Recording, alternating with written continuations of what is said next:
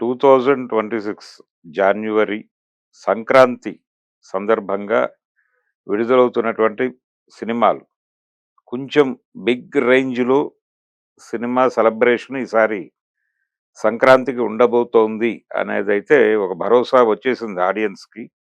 మీదే బాధ్యత, మేము సినిమాల వైపు మేము మిమ్మల్ని పండగ టోటల్‌గా జనవరి అంతా సెలబ్రేట్ చేయటానికి మా వైపు నుంచి మేము సిద్ధంగా ఉన్నామని ఇండస్ట్రీ ప్రకటించేసింది. 9వ తారీఖు నుంచి సెలబ్రేషన్స్ మొదలవబోతున్నాయి. దానికి ముందు 2, 3 చిన్న సినిమాల కూడా చిన్న సినిమాల వేడుక కూడా ఉంది. నిజానికి 2025 చిన్న సినిమాలకి పెద్దపీట వేసినటువంటి సంవత్సరంగా నిలబడుతుంది. బిగ్ రేంజ్‌లో అంటే మంచి లాభాలు ఇండస్ట్రీకి, సినిమా పరిశ్రమ వయబుల్ అనేటువంటి ఒక భరోసానిచ్చినటువంటి సంవత్సరం 2025. ఆ సంవత్సరం చిన్న సినిమాలు చాలా పెద్ద రెవెన్యూస్ కలెక్ట్ చేసినాయి. పాన్ ఇండియా లెవెల్‌లోనూ చిన్న సినిమాలదే హవా. అలాగే లోకల్ మార్కెట్‌ల వైస్‌గా కూడా చిన్న సినిమాలదే బిగ్ హవా కనిపించింది 25లో. దాని తాలూకా కొనసాగింపుగా 2, 3 చిన్న సినిమాల విడుదలలు కూడా ఉన్నాయి.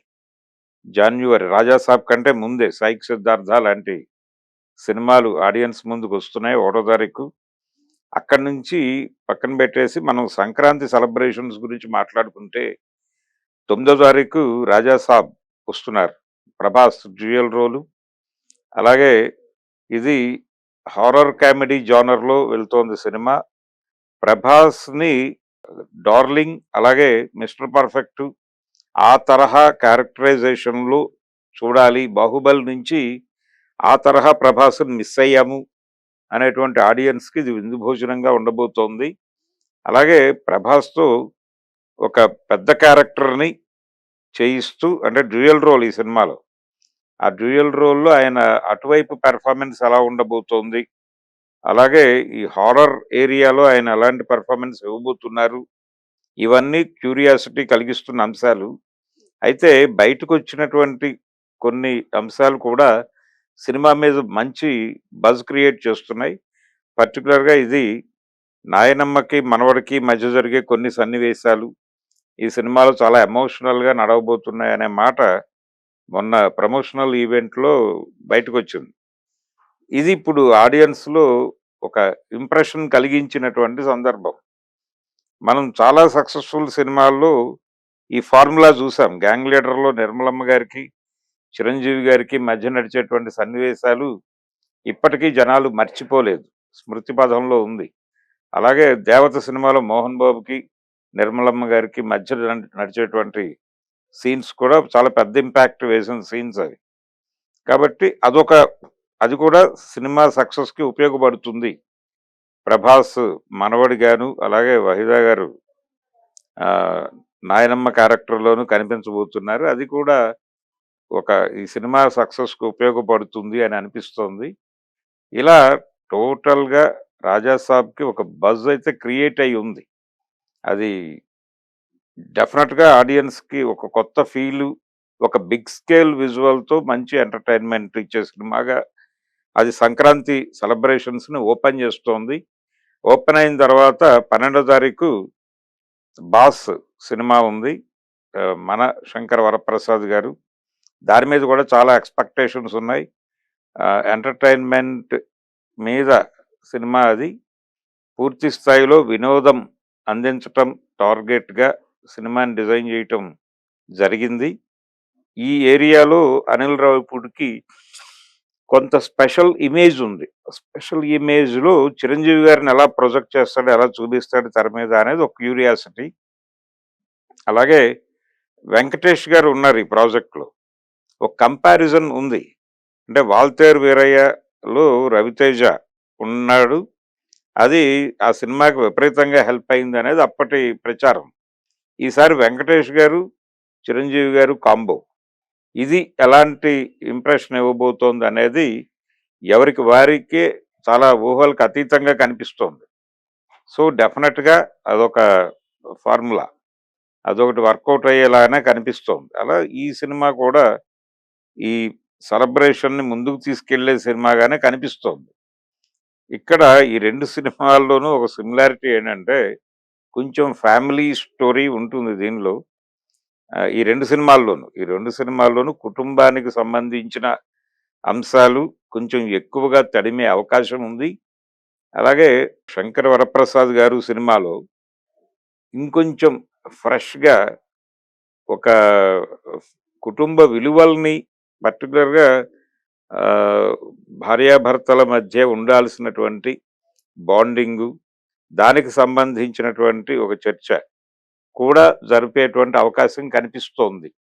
వాళ్ళు రిలీజ్ చేసినటువంటి 'మీసాల పిల్ల' పాట నుంచి వచ్చినటువంటి అంచనా ఇది.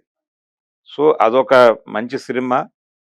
సెలబ్రేషన్‌ని ముందుకు తీసుకెళ్ళే సినిమా. అలాగే ఆడియన్స్‌ని కొత్త తరహాగా ఎంటర్‌టైన్ చేయటంలో తనకి తానే సాటి అనిపించుకున్నటువంటి 'నవీన్ పోలిశెట్టి' సినిమా గూడా ఉంది. ఇప్పుడు ఈ సంక్రాంతికి. ఆ సినిమా మీద కూడా మంచి అంచనాలున్నాయి. ఆ తర్వాత అంటే 'జాతిరత్నాలు' ఈ సినిమాల నుంచి వచ్చినటువంటి ఒక క్రేజ్ ఆ ప్రాజెక్ట్‌కి ఉంది.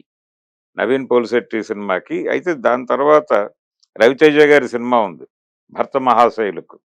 అది కూడా రవితేజ ఇప్పటివరకు రకరకాల ప్రయోగాలు, ప్రయత్నాలు చేశాడు తన్ని తాను రీలాంచ్ చేసుకోవటానికి.